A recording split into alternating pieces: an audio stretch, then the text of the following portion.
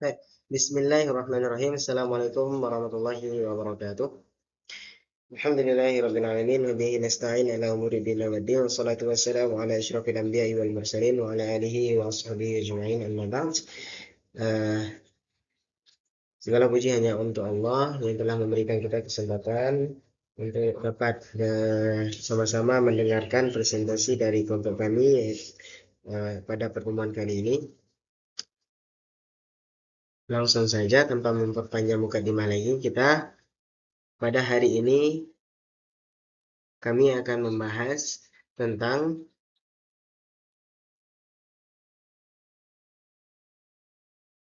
karakteristik bahasa Arab dan bahasa Indonesia. Atau dalam bahasa Arab disebut dengan khasa'isul furuq bainal lughataini atau khasa'isul lughatil arabiyyah atau lughatil indonesiah. Kemudian sebelum kita masuk kepada materi, kami dari kelompok 4 yang beranggotakan 3 orang, yaitu pertama ada Muhammad Aidil, yang kedua ada Muhammad Fawaz Muqtada, yang ketiga ada Fakhri Syazukiri. Sebelumnya untuk pembukaan kami akan membahas yaitu pertama ada karakteristik perbedaan antara bahasa Arab dan bahasa Indonesia. Kemudian poin kedua yaitu adalah ihwal kalimat. Dan turunan dari poin pertama yaitu pertama dibahas dari secara fonologi, yang kedua dibahas dari segi morfologi, yang ketiga dibahas dari segi sintaksis. Fonologi dalam bahasa Arab disebut dengan al-ilmul aswad, sedangkan morfologi disebut dalam bahasa Arab al-ilmul tashkil, sintaksis dalam bahasa Arab disebut dengan bina'il jumlah.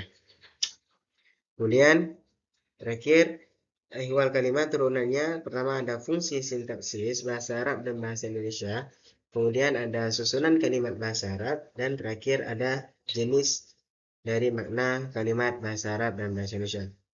Langsung saja kami berikan kesempatan untuk teman-teman kami agar dapat mempresentasikan materinya. Terima kasih. Baik, kali ini saya akan menjelaskan apa itu karakteristik perbedaan bahasa Arab dan bahasa Indonesia. Yang dimana karakteristik perbedaan bahasa Arab dan bahasa Indonesia terbagi menjadi 3, yaitu fonologi, morfologi, dan sintaksis. Kali ini saya akan menjelaskan apa itu perbedaan karakteristik dalam bahasa Arab dan bahasa Indonesia menurut fonologi.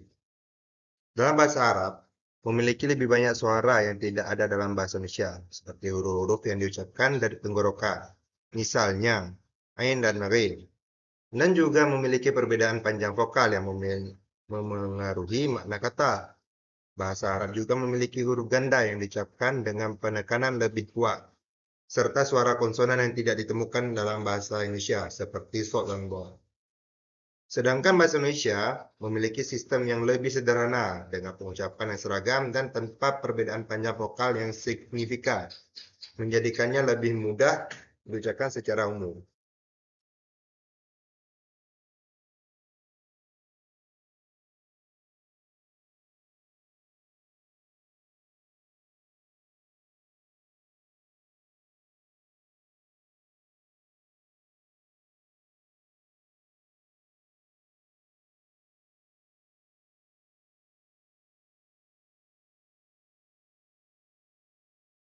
Baik, di sini saya akan melanjutkan itu poin kedua, ilmu tashkil, struktur kata dan pembentukan kata. Di mana yang pertama bahasa Arab memiliki pola sistem akar yang khas. Kemudian kata-kata dasar dibentuk dari dasar kata 3 huruf yang memiliki makna dasar, yaitu proses perubahan seperti penambahan awalan dan akhiran. Juga sering digunakan untuk membentuk kata-kata turunan dan memperluas makna. Contohnya kata kataba, yaitu menulis, dapat diubah menjadi katib, yaitu penulis. Kemudian yang kedua, bahasa Indonesia memiliki kecenderungan menggunakan perubahan secara lebih luas termasuk awalan dan akhiran. Serta pengulangan untuk membentuk kata-kata baru seperti kata makan dapat diubah menjadi memakan dengan menambahkan awalan me yang menunjukkan tindakan ataupun aktivitas. Yang ketiga, perbedaan-perbedaan morfologis ini mempengaruhi struktur kalimat dalam kedua bahasa. Kemudian bahasa Arab cenderung memiliki struktur kalimat yang lebih fleksibel dan kompleks karena kemampuannya untuk memodifikasi akar kata dan menyusun kalimat dengan berbagai bentuk. Sementara itu, bahasa Indonesia dengan morfologi yang lebih sederhana cenderung memiliki struktur kalimat yang lebih langsung dan mudah dipahami.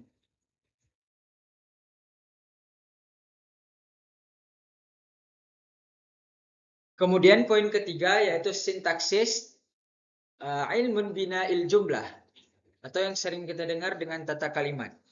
Yang pertama, bahasa Arab memiliki kecenderungan mengikuti pola urutan kata dasar, subjek, objek dalam kalimat. Namun, karena bahasa Arab memiliki sistem morfologi yang kaya, struktur kalimatnya dapat bervariasi tergantung pada konteks maupun penekanan makna tertentu. Bahasa Arab juga dikenal dengan penggunaan kata ganti dan afiks yang kaya, yang memungkinkan terjadinya variasi struktur kalimat yang lebih luas. Yang kedua, yaitu bahasa Indonesia umumnya mengikuti urutan kata subjek, predikat, objek dalam kalimatnya. Struktur ini bersifat lebih tetap dan variasinya dalam urutan kata tidak sebanyak dalam bahasa Arab. Kemudian penggunaan afik dan kata ganti dalam bahasa Indonesia juga tidak sekompleks dalam bahasa Arab. Untuk poin selanjutnya yaitu ihwal kalimat. Ihwal kalimat ini menceritakan atau menjelaskan tentang apa itu kalimat. Kalam atau kalimat adalah suatu lafaz yang digunakan untuk menunjukkan makna yang bersifat mufrad atau tunggal. Jika kalimat dalam bahasa Arab di bahasa Indonesia kan maka disebut dengan kata. Al-kalimah dalam bahasa Indonesia adalah kata. Kata dalam bahasa Arab adalah al-kalimah. Sebagaimana dalam bahasa Indonesia, kata adalah gabungan yang terdiri dari huruf-huruf. Dan kata inilah yang akan membentuk sebuah kalimat.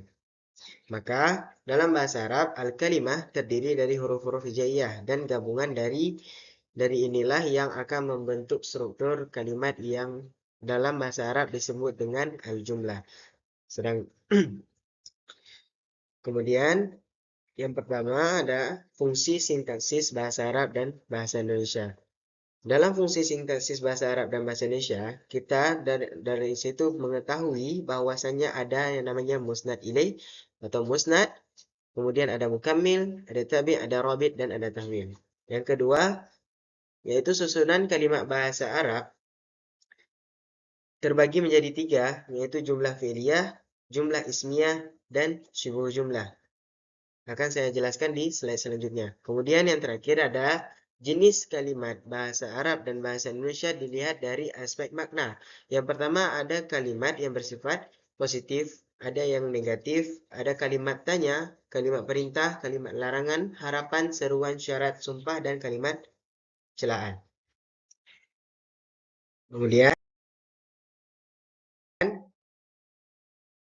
susunan kalimat dalam bahasa Arab. Bagaimana sih susunan kalimat dalam bahasa Arab? Yang pertama ada al-jumlatu fi'liyah, yaitu setiap kalimat yang tersusun dari fi'il dan fa'il. Adanya kata kerja dan adanya pelaku. Contoh, jalasa Muhammadun, jalasa sebagai fi'il, Muhammadun sebagai fa'il. Kemudian yang kedua ada jumlah ismiyah. Apa itu jumlah ismiyah? Jumlah ismiyah adalah setiap kalimat yang tersusun dari mubtada dan khabar. Yaitu dua-dua tersusun dari isim atau kata benda. Contoh seperti al-faslu kabirun. Al-faslu sebagai mubtada dan kabirun sebagai khabar. Yang ketiga ada dhorof yang termasuk dalam syubuh jumlah, yaitu ada isim mabni yang menunjukkan keterangan waktu dan tempat. Contoh, Qabla al-maghribi. Qabla di'irab sebagai dharaf, sedangkan al-maghrib itu adalah isim majrur. Kemudian yang terakhir ada jar wal majrur. Apa itu jar wal majrur? Yaitu kalimat yang tersusun dari huruf jar dan isim. Contoh huruf jar ila, ilal madrasati. Ila sebagai huruf jar dan al-madrasah sebagai isim majrur.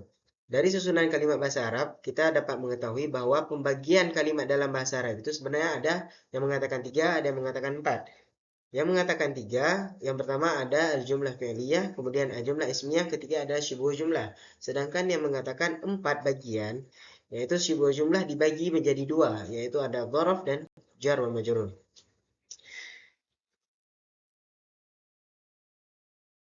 Kemudian yang terakhir ada kesimpulan.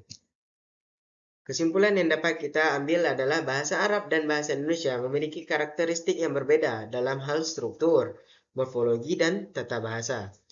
Bahasa Arab dilihat lebih kompleks, dengan sistem morfologi yang kaya, perubahan bentuk kata berdasarkan waktu dan perbedaan jenis kelamin, serta kasus gramatika.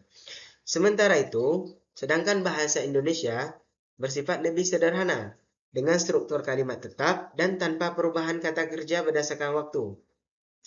Selain itu juga, bahasa Arab menggunakan abjad yang ditulis dari kanan ke kiri, sedangkan bahasa Indonesia menggunakan abjad Latin dari kiri ke kanan. Meskipun demikian, meskipun keduanya dipengaruhi oleh budaya dan sejarah masing-masing, bahasa Indonesia cenderung lebih seragam, sementara bahasa Arab lebih bervariasi atau tidak tetap. Mungkin ini saja yang dapat kami sampaikan. Lebih dan kurang kami mohon maaf. Wabillahi taufiq wal hidayah. Assalamualaikum warahmatullahi wabarakatuh.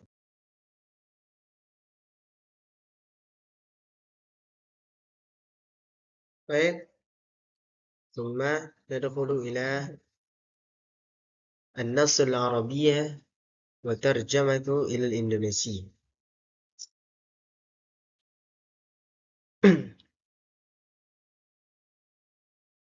النص من أضرار التدخين. Baik, di sini kami memaparkan satu teks bahasa Arab yang menceritakan tentang bahayanya merokok. Kemudian dalam teks ini sudah terkandung beberapa jumlah mulai dari jumlah ismiyah yang diawali dari mubtada dan khobar, dan juga jumlah fi'liyah yang dimana adanya fi'il dan fa'il. Kemudian ada juga syibhu jumlah mulai dari jar wa majrur ataupun dhorof. Kemudian dari sini kita mengambil metode untuk penerjemahan. Ada dua metode, yaitu pertama metode yang diterjemahkan per kata, seperti contohnya wa kathurat nisbatul mudakhinin fi hadzal 'asr. Ini diterjemahkan nanti di slide selanjutnya itu per kata. Sedangkan yang kedua, kami juga menerjemahkan secara perluasan makna, yaitu tidak sesuai dengan konteks kalimat, akan tetapi kami memperluas maknanya lagi. Seperti contoh di kalimat tersebut juga, mari kita sama-sama lihat di slide selanjutnya, yaitu ada diterjemahkan di sini adalah merokok telah menyebar luas dan persentase perokok telah meningkat di area ini. Sedangkan dalam teks hanya tertulis wa kathurat nisbatul mudakhinin fi hadzal 'asr, hanya itu. Tidak ada kata menyebar luas, di situ tidak ada. Tetapi menyebar luas kami mengartikan dari kasurat. Kasurat itu kalau arti dari literal atau arti dari secara huruf itu adalah banyaknya. Tetapi dari sini kita mengartikan secara konteks. Kalau kita meletakkan merokok telah banyak dan persentase perokok telah meningkat, itu kurang cocok. Makanya kami memakai metode untuk penerjemahan, yaitu dengan cara makna dari konteks tersebut. Kemudian dapat kita lihat dari sini bahwasanya yang diterjemahkan juga termasuk dari ayat-ayat Al-Quran yang telah kami rangkum beberapa ayat yang kami rasa itu cocok dengan judul tersebut. Mungkin ini saja penjelasan bagaimana teks yang kami paparkan dan bagaimana cara untuk kita menerjemahkan, yaitu kami memakai dua metode. Yang pertama adalah metode harfiah atau kita terjemah secara huruf. Kemudian ada metode yang kedua adalah secara makna, yaitu secara tergantung konteks yang ada dalam teks tersebut.